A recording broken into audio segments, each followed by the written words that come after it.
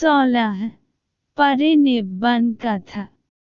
परिनिब्बन कथा राजगीर के गिरजाकुद पर्वत से भिक्षुओं के बड़े संघ के साथ बुद्ध ने अपनी अंतिम यात्रा प्रारंभ की। अम्बलथिक और नालंद होते हुए वे पटलीगम आधुनिक पटना, जिसे बाद में पाटलिपुत्र कह गए, पहुँचे।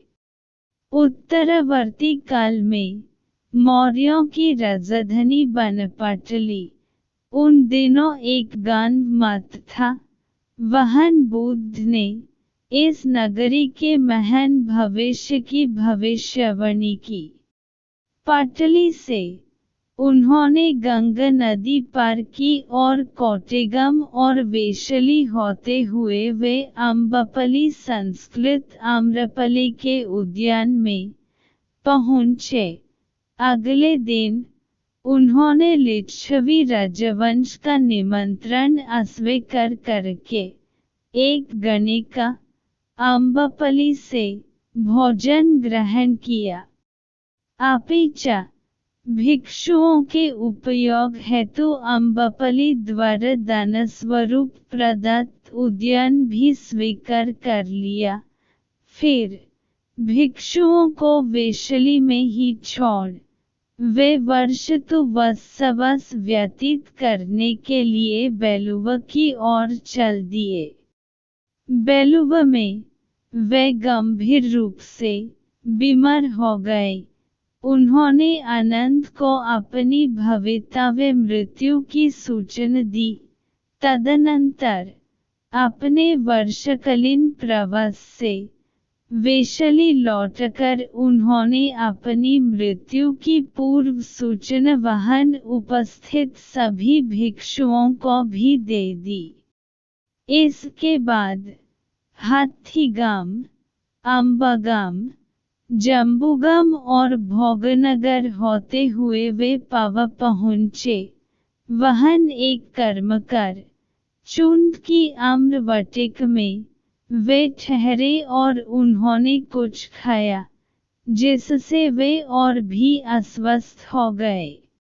यह कर्मकार चुंद गया के वेलुवन के चुंद शुक्रिक सुअर का मांस विक्रेता से भिन्न है। साथ ही बुद्ध को दिया गया भोजन सुकर माधव सुअर का मांस नहीं है। यद्यपि कुछ लोगों को यह भ्रांति है, पर यह भ्रांति ही है, क्योंकि सुकर सली का अर्थ होता है जंगली चावल और माधव शब्द संस्कृत मर्दव मृदु अर्थात मधुर मीठे से व्युत्पन्न है। अपिचा पली अंग्रेजी शब्दकोश टी डब्ल्यू रॉइस डेविस और विलियम स्टैंड प्री 721 518-19 के अनुसार माधव का अर्थ है कोमल और विदीर्ण भुन हुआ। संभव है कि बुद्ध ने जो भोजन किया था वह भुने हुए चावल ही थे। भुंजे चावल उत्तरी बिहार और पूर्वी उत्तर प्रदेश का एक प्रचलित खाद्यान्न है। इतना ही नहीं, बुद्ध ने बड़े स्पष्ट शब्दों में चुंद सुकरिक के सुकर मांस विक्रेता होने और इस व्यवसाय की कड़ी निंदा की थी, और अपने इसी जघन्य व्यवसाय के परिणाम स्वरूप बुद्ध के निर्वाण से 7 दिन पूर्व ही चुंद की मृत्यु हो गई थी और उसे नरकाग्नि में यातना झेलनी पड़ी थी।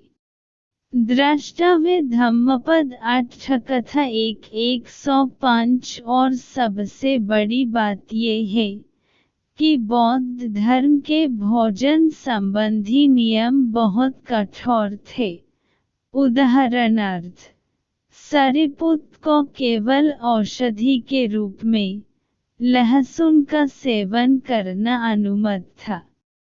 अपनी बीमारी को वश में करके बुद्ध कुशीनगर आधुनिक कुशीनगर पहुँचे और एक पेड़ के नीचे बैठ गए।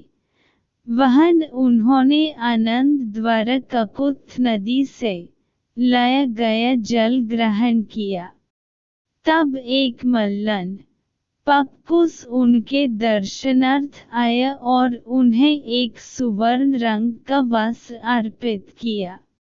वह वस्त्र धारण करते हुए बुद्ध ने आनंद को बताया कि सभी बुद्धत्व की पूर्व रात्रि और मृत्यु से पूर्व की रात्रि को सुवर्ण वस्त्र धारण करते हैं। साथ ही उन्होंने बताया कि वे कुशीनगर में ही निर्वाण प्राप्त करेंगे। तब बुद्ध ने ककुत नदी में स्नान किया और कुछ देर विश्राम करके उपवतनस्थल उद्यान में पहुँचे। वहाँ आनंद ने उत्तर की ओर सिर वाली एक शैया उनके लिए बनाई। कहा जाता है कि पेड़ों ने उनके शरीर पर पुष्प वृष्टि की। आकाश से दिव्य मंदावर पुष्पों और चंदन राज की वृष्टि हुई। पवन ने दिव्य संगीत एवं ध्वनि वादन किया। सल उद्यान ने अपने सभी वृक्षों की शाखाओं को झुककर उन पर चंद्र डुलाए, पर बाद में दिव्य गणों ने उससे उन्हें हटने का अनुरोध किया, जिससे वे सब भी बुद्ध के अंतिम दर्शन कर सकें। तब बुद्ध ने आनंद को अपने अंतिम संस्कारों के विषय में निर्देश दिए। व्यथित आनंद ने बुद्ध से कुशीनगर में प्राणोत्सर्ग न करने का आग्रह किया, क्योंकि वह एक गंध और गर्हित गंध था।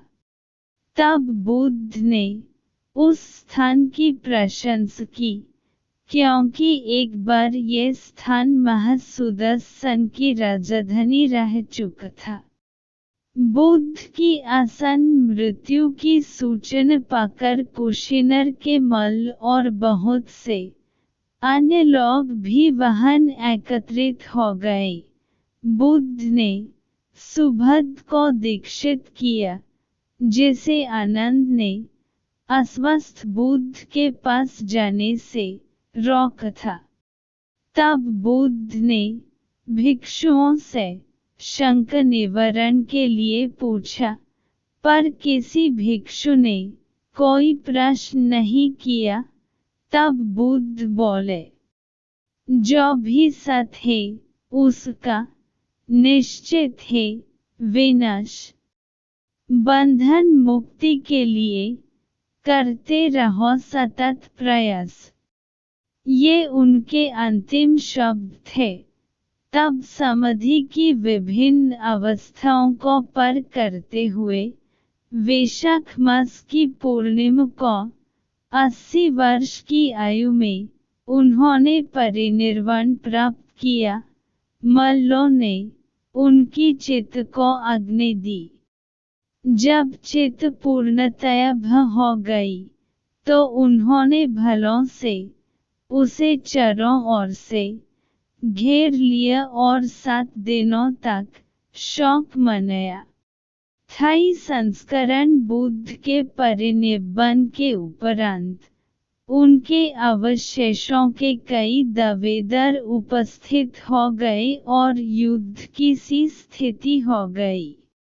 अंततः विवाद इस प्रकार चला, अवशेषों के 8 बराबर हिस्से किए गए और मगधराज अजातशत्रु, कपिलवस्तु के शाक्य, रामगम के कोलिय, वैशाली के लिच्छवी, अलकप्पा के बूल, वेलपथ के एक ब्राह्मण, पावा के एक प्रतिनिधिमंडल और कुशीनर के मल्लों ने ये हिस्से आपस में बांट लिए। अवशेषों का वितरण करने में एक महत्वपूर्ण भूमिका प्रदान करने वाले दौन को वितरण पात्र रखने की अनुमति दी गई। पिप्पलीवन के मौर्यों को देर से आने के कारण केवल भही प्राप्त हुई।